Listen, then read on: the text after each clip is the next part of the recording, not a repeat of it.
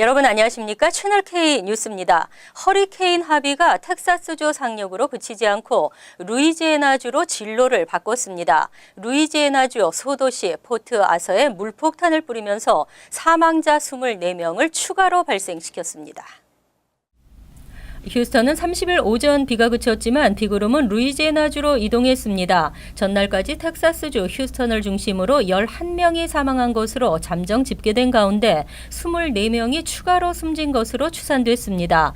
이로써 사망자는 공식 확인된 통계를 포함해 모두 35명까지 늘어난 것으로 나타났습니다. 태풍의 등급이 약화됐음에도 폭우로 인한 인명피해는 더 커지고 있는 것으로 알려졌습니다. 휴스턴 경찰국은 30일 오전까지 휴스턴에서만 7만 건에 이르는 구조 요청 전화를 받았고 3,500명을 홍수로부터 구조했다고 밝혔습니다. 휴스턴의 약 3분의 1은 여전히 물에 잠겼고 구조를 기다리는 시민들이 적지 않은 상태입니다. 휴스턴을 강타한 하비는 미 역사상 최대인 4.4인치의 단일 강수량을 기록했습니다. 하지만 루이지애나주로 진로를 바꾼 하비는 휴스턴으로부터 동쪽으로 145km 떨어진 루이지애나주 소도시 포트 아서에 집중호우를 쏟아부었습니다. 물폭탄을 맞은 포트 아서는 불과 24시간 만에 2피트 2인치의 집중호우가 내리면서 도시 전체가 저수지로 변했습니다. 텍사스 주지사는 재난 지역이 과거 허리케인 샌디와 카트리나 때의 피해 지역보다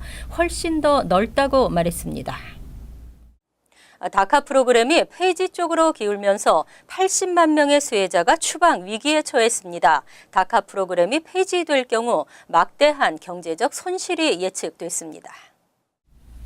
다카 수혜자 80명 중 91%가 합법적으로 취업해 일을 하고 있는 것으로 나타났습니다. 하지만 현재 트럼프 대통령은 다카 프로그램 신규나 연장 신청 접수를 중단하고 이미 승인을 받은 사람들도 2년 시한에 따라 만료시키는 단계별 폐지를 검토하고 있는 것으로 알려졌습니다. 최근 다카 프로그램 폐지가 유력하다는 보도가 잇따르고 있습니다. 진보 싱크탱크 FWD US는 다카 폐지 시 막대한 경제적 손실이 따를 것이라고 경고하는 내용의 보고서를 29일 발표했습니다. 보고서에 따르면 다카 프로그램이 폐지되면 2년간 70만 명의 일자리가 없어질 것으로 추산했습니다. 올해 12월까지 9만 명의 다카 수혜자가 2년 시한 만료로 일을 할 수 없게 되고 아울러 추방 위기에 처해질 수 있습니다. 또 내년 1사분기에는 11만 5천 명, 2사분기에는 12만 명, 2019년 1사분기에도 3만 6천 명이 일자리를 잃게 됩니다. 특히 다카 수혜자의 6%는 창업을 해 미국인들에게 일자리를 제공하고 있습니다. 한편 30일 맨해튼 트럼프 타워 앞에서는 뉴욕 이민자 연맹과 민권센터 등 이민자 옹호 단체들이 지역 정치인들과 다카 보호 행진을 전개했습니다.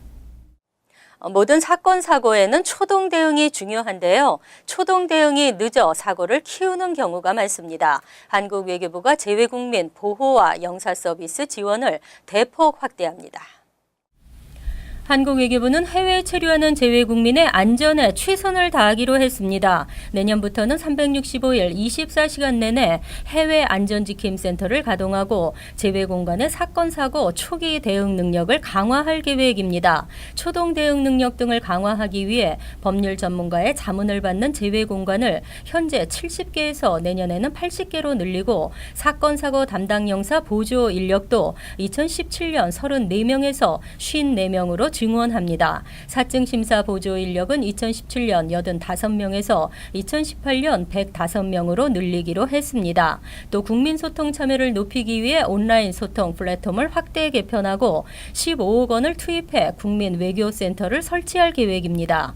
이 밖에 여권 유효기간 만료 문자 알림 서비스를 통해 여권 유효기간 경과로 발생하는 피해를 미리 예방하도록 했습니다. 재외공간 행정직원 역량 강화 예산은 2017년 1,256억 원에서 2018년 1,302억 원으로 확대했습니다. 한편 대한민국 헌법 2조 2항은 국가는 법률이 정하는 바에 의해 재외국민을 보호할 의무를 진다고 되어 있습니다.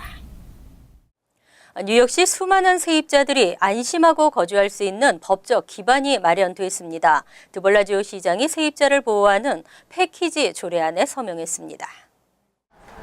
30일 빌 드블라지오 뉴욕시장은 뉴욕시 세입자를 보호하고 악덕 건물주에 대한 처벌을 강화하는 내용의 패키지 조례안에 서명했습니다. 총 18개의 조례안으로 구성된 패키지 조례안은 세입자 옹호 부서를 신설해 부당한 이유로 세입자를 내쫓으려는 악덕 건물자의 처벌을 강화하는 내용이 주요 골자입니다.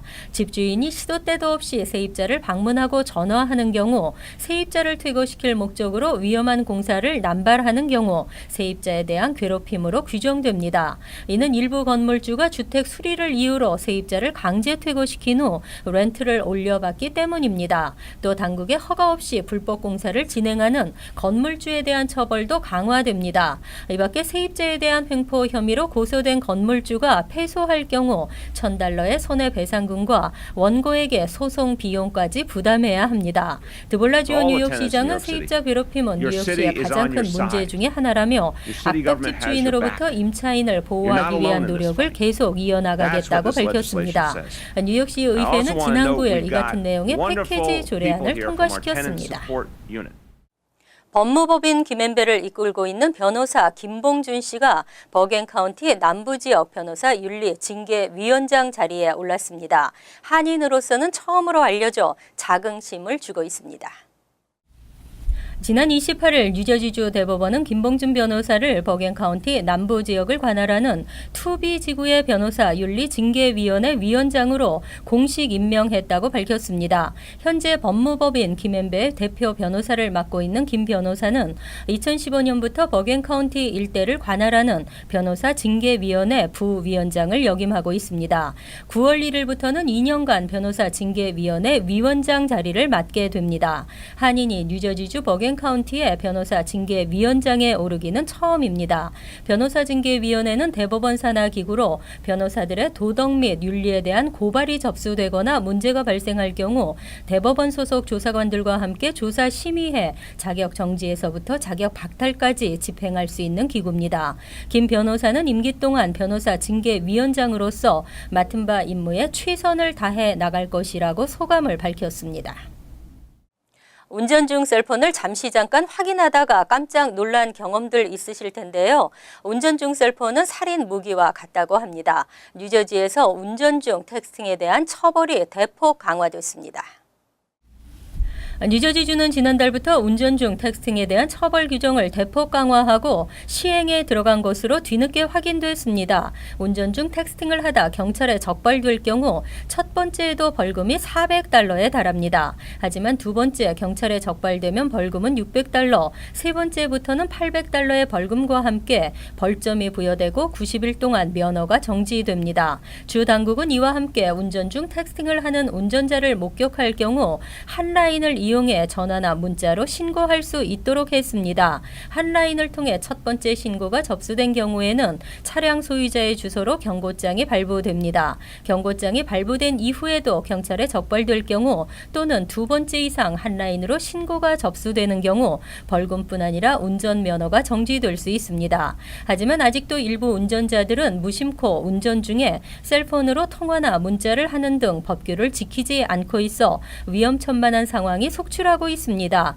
경찰 관계자는 한 개의 텍스트 메시지를 보내기 위해 고개를 내리는 것은 4, 5초 동안 눈을 가리고 운전을 하는 것과 같은 일이라고 경고했습니다.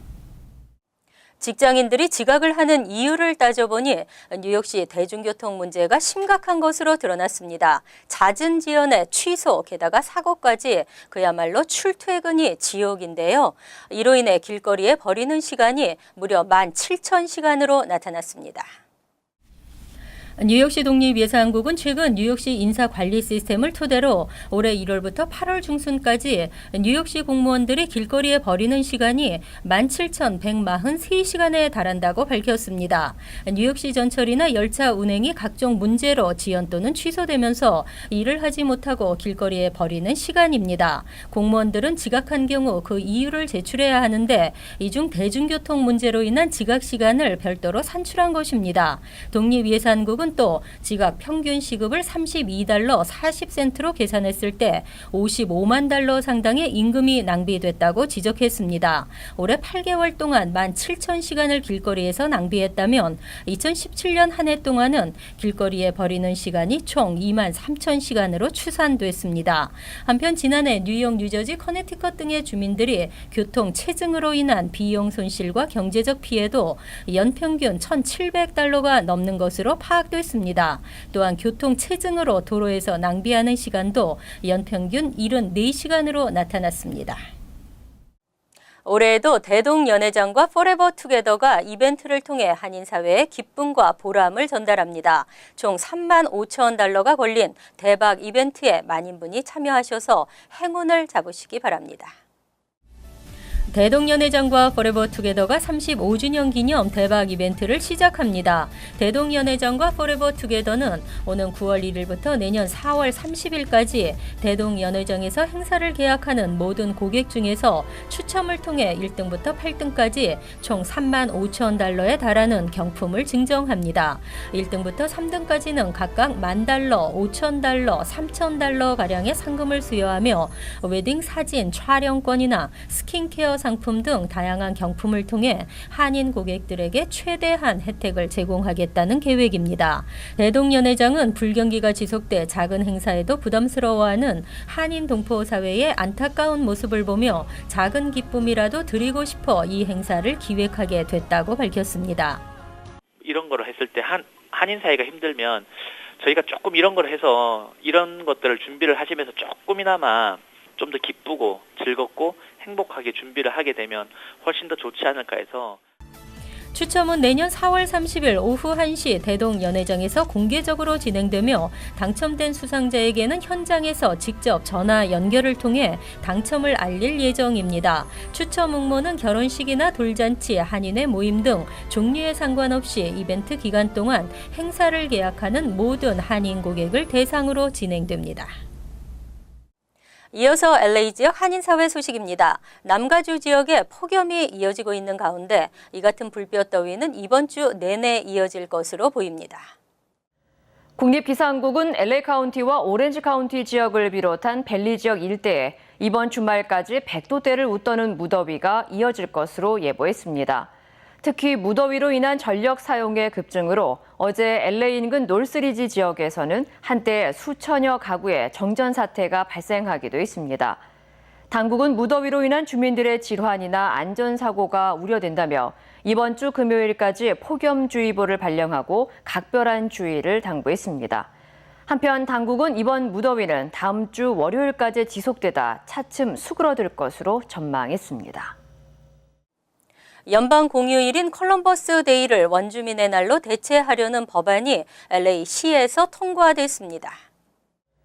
LA시 의회는 오늘 콜럼버스가 미 대륙을 발견하기 전에 이미 살고 있었던 원주민을 기억해야 한다며 콜럼버스 데이 대신 원주민의 날을 새로운 공휴일로 지정하는 법안을 추진시켰습니다. 특히 시의회 측은 이번 법안에 대해 이탈리아계 이민자들은 콜럼버스의 업적으로 미 대륙이 개척됐다며 이번 법안을 반대했지만 콜럼버스가 대륙의 원주민 학살과 고유 문화를 파괴했다는 부정적 의견을 받아들여 콜럼버스 데이를 원주민의 날로 대체하기로 결정했다고 설명했습니다. 한편 새 법안에 따라 오는 10월 9일부터 매년 10월 두 번째 월요일은 원주민의 날로 대체됩니다. 간추린 소식입니다. 차기 주한 미국 대사의 뉴욕 출신의 빅터 차 전략국제문제연구소 한국석자 겸 조지타운대 교수가 내정됐습니다. 한국계 주한 미 대사는 성김 전 대사 이후 두 번째로 알려졌습니다. 공화당 인맥인 차 교수는 부시 행정부 시절인 2004에서 7년 백악관 국가안보회의 아시아국장으로 북핵 문제를 담당했습니다. 북한과 중국에 대해서는 강경 압박을 주장하는 매파로 분류됩니다. 뉴욕시 보건국은 30일 퀸즈 레고팍의 퀸즈 블러바드 선상에 위치한 한 아파트에서 입주민 2명이 레지오넬라균에 감염된 것으로 확인됐다고 밝혔습니다. 한 명은 치료를 받고 퇴원했으며 다른 한 명은 병원에서 치료 중입니다. 뉴욕시에서는 지난 6월 맨해튼 어퍼 이스트 사이드 주민들이 레지오넬라균에 집단 감염돼 1명이 사망하고 6명이 치료를 받은 바 있습니다. 9월 10일 뉴욕시 예비선거를 앞두고 뉴욕시 선거제정위원회는 한국어 유권자 안내서를 발간했습니다. 선거제정위원회는 한국어와 영어, 중국어, 스페인어, 벵거로 등 총 5개 국어로 제작된 안내서를 최근 각 가정에 우편 발송하고 있습니다. 안내서는 선거구별로 출마한 후보들의 정보와 공약, 예비 선거 참여 방법과 절차 등에 대한 정보가 담겨 있습니다. 무료로 당뇨 예방 교육을 받고 소정의 상금까지 받을 수 있는 프로그램이 16주 과정으로 실시됩니다. 뉴욕 한인봉사센터 공공보건부는 31일부터 플러싱의 뉴욕 남호교회에서 국가 당뇨 예방 프로그램을 시행해 당뇨와 당뇨 합병증을 예방하기로 했습니다. 신영숙 프로젝트 코디네이터는 당뇨는 얼마든지 예방 가능한 질병이라며 교육을 통해 건강한 한인 사회가 되길 바란다고 말했습니다. 환율과 증권 소식입니다.